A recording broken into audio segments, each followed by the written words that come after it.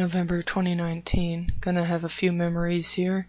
So, one thing I kinda remember, I guess it was from 15 years ago? Don't know. Doesn't matter. It was a talk by a person who claimed to have partially climbed, I think it was Mount McKinley, and I can't remember how it went, but a really big point this person kept pressing was that almost nobody ever made it to the top of mountains like McKinley or Everest, but he said that just getting partially up the mountain, even if it's less than halfway, was an enormous feat in itself. He showed like a bunch of photos on a projector. I can't remember how they looked. Okay, now I have a few other memories of people talking about the exact same thing, and they're kind of melding together. I can't separate out which memory goes where, because they're all under the category of people talking about giant snowy mountains and the expeditions. Let's just say that all the talks are one mishmash talk, and all of the speakers are one mishmash speaker. Amalgamates, it's an amalgamate memory. And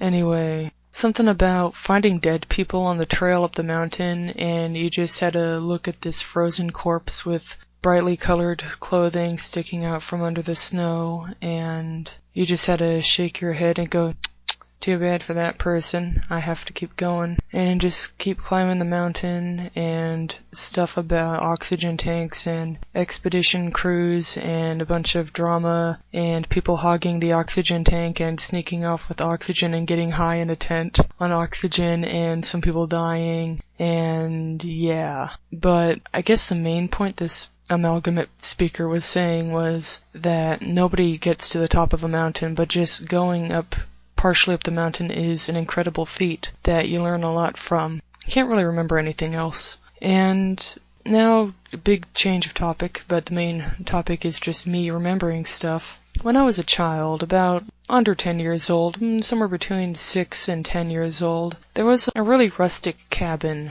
by a lake, and now here's another weird thing about the way memory works and how your memories change in your own head over time. They age like wine or like vinegar, they go from one substance to another substance. So it's like grape juice turning into wine, turning into vinegar. I don't know, it just sits in your head and it changes itself. But I did not enjoy being at the cabin at the time because I was kind of a spoiled brat. I was never rich, but I had a home that was heated and had things that worked. It had indoor plumbing, it had hot water, it had video games and a TV. They weren't fancy, they were standard, but you don't know what you have until you're away from it. What little you take for granted, when it's gone, you're gonna miss it.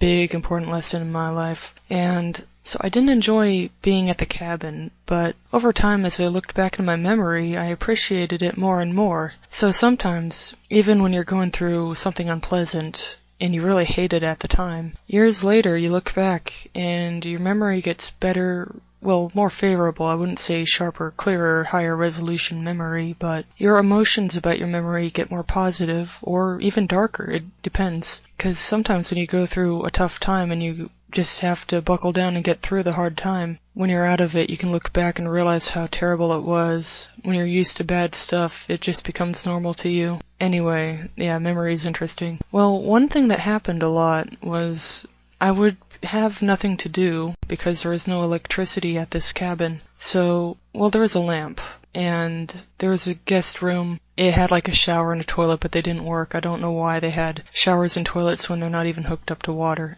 Most cabins have showers and toilets and bathtubs, but they have no water. They are like far away from a well. They're far away from something that a bathroom could hook up to and work with. I don't know why they're like that, but it's a very common thing around these parts. Yeah, it's like someone took a small building from the town and just teleported it out to the forest. Teleporting cabins. I don't know. But there was this really thick, I guess, special magazine catalog. I can't remember what it was, but it was mostly boring stuff that I didn't care about and mostly ads. And I had nothing better to do sometimes than just sit there with the lamp and read it. And I guess I got to know that magazine thing. It was a thick magazine catalog thing, I don't know. At the time I got to know it front and back and inside and out. and it was just stupid, but what if, at the time, I knew about Orange 33? What if I knew about what kinds of people were promoted in media? What if I knew about what kind of people got photographed and used in advertising? What if I knew about the words and diction people used and the secret stuff? What if I knew about that? It would have completely changed my outlook, because I was going through this thing dozens of times, but it was all boring. But what if I knew to look for Orange 33 and inversions? It would have been very different.